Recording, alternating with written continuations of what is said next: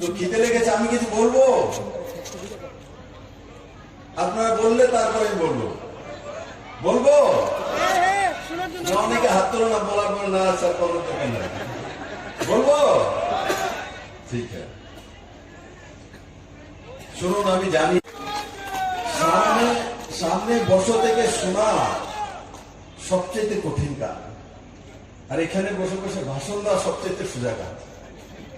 তো যারা আমার সামনে কার্যকর্তারা বসে আছে, বড় মাত্রার মহিলারা, তাদের জন্য সবচেয়ে কঠিন যে 3টে থেকে এখন 5:45, মানে 3, 4, 5, 6, 3 ঘন্টা হয়ে গেছে।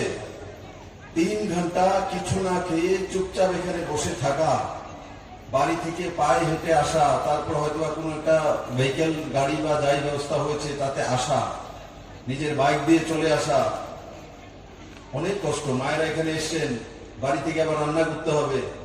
আজকে ফোন করে দেন, হাজবেন্ডের করে দেন, বলে তুমি রান্নার একটু আমি পরে খাবো। হিম্মত, হ্যাঁ হিম্মত নেই। আজকে সবাই আগে ফোন করেন বাড়িতে, বলে আজকে মুখ্যমন্ত্রীদের ভাষণ দিতে আছে, সাংস্কৃতিক অনুষ্ঠান রয়েছে, তুমি বার্তা রান্না করে একটু আমাকে সত্যি বার্তা করে আমি যেতেছি। ঠিক আছে, বলবে কে কে এখন স্বামীকে ফোন করবে, হাজবেন্ডকে? আছে নি কেউ?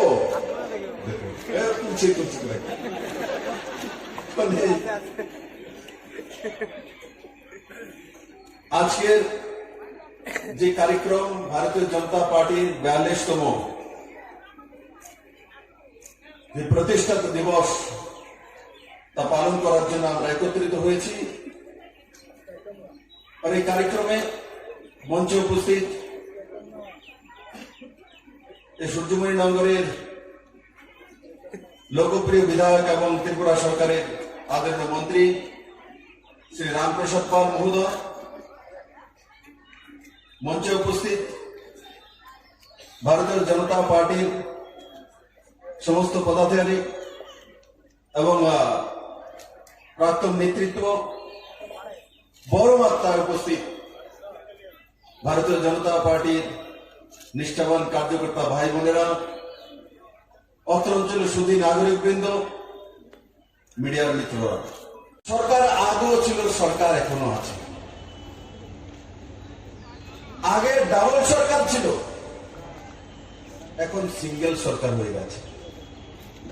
ইঞ্জিন ডাবল আছে, নরেন্দ্র মোদীর নেতৃত্ব সরকার, আর এখানে ভারতীয় জনতা পার্টির সরকার। কিন্তু আগে ডাবল সরকার ছিল, এখন সিঙ্গেল সরকার। আর পুরনো ডাবল সরকার সেও একদলীয় সরকার, একদলীয় ব্যবস্থা। আজকে সিঙ্গেল সরকার। কিসের সরকার? জনতার সরকার, 37 লক্ষ ত্রিপুরাবাসীর সরকার। 40 বছর পর ত্রিপুরার মানুষ জনতার সরকার পেয়েছে। তার আগে একদলীয় ব্যবস্থার সরকার। একদলীয় ব্যবস্থার মানুষই সুবিধা পাবে, একদলীয় ব্যবস্থার মানুষই চাকরি পাবে, একদলীয় ব্যবস্থার মানুষই ত্রিপুরার সমস্ত সম্পদ ব্যবহার করবে। তার অধিকার এক বিশেষ দলের। মানুষ 2018-তে পরিবর্তন করেছে, শুধু পৃষ্ঠা প্রমুখই পরিবর্তন করেছে আর বিপ্লব দেবের নেতৃত্বে সরকার হয়েছে এমন নয়। আম আদমি ভারতীয় জনতা পার্টিকে ভোট দিয়েছে, আর সমস্ত বিধায়ক যারা হয়ে এসছেন রেকর্ড ভোটে জিতে ভারতীয় জনতা পার্টির সরকার ত্রিপুরাতে 2018-তে 9 মার্চ শপথ নিয়েছে। বন্ধুরা, আগেও সরকার ছিল, এখনো সরকার আছে। তার মধ্যে তফাৎ কি?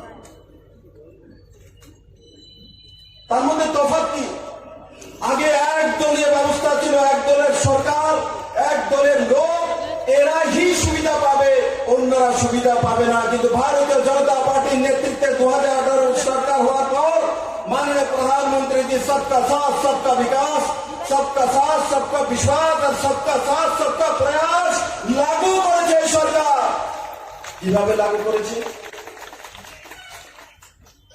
কিভাবে লাগু হয়েছে? প্রধানমন্ত্রী আবাস যোজনা রুরাল আরবান। পুরনো সরকার থাকাকালীন ডাবল সরকার ছিল, সে সরকারে 5 বছরে 48,000 ঘর দিয়েছিল রুরাল এরিয়াতে।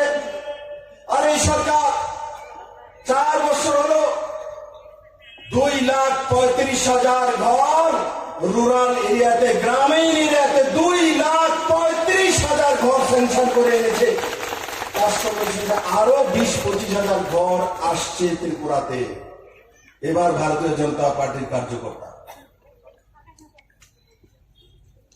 আমরা আসার পর যে লিস্টটা তৈরি হয়েছিল 2011 সেন্সাস অনুসারে, সে লিস্ট কারা তৈরি করেছিল? ভারতীয় জনতা পার্টি তৈরি করেছে। এই সরকার তৈরি করেছিল, এই বিধায়করা তৈরি করেছিল। পূর্ববর্তী সরকারের বিধায়করা তার সরকার একদলীয় ব্যবস্থা তৈরি করেছিল। কিন্তু ভারতীয় জনতা পার্টির সরকার আসার পর এই পৃষ্ঠা প্রমুখ, এই বুথ, আমাদের বুথের যে প্রেসিডেন্ট রয়েছে, বিধায়ক, সমস্ত কার্যকর্তারা সবকা সাথ সবকা বিকাশকে মেনে নিজেরা না নিয়ে, যারা প্রথম 2011 সেন্সাস অনুসারে পুরনো সরকার নাম ত্যাগ করেছিল দলবাজি করে, সবাইকে প্রথমে সরকার ঘর দিয়েছে। প্রথমে তাদেরকে আমরা ঘর দিয়েছি যারা বিজেপিকে ভোট দেয়নি। বন্ধুরা, তার মধ্যে তফাৎ ভারতীয় জনতা পার্টি আর পুরনো সরকারের মধ্যে। 1,59,000 ঘর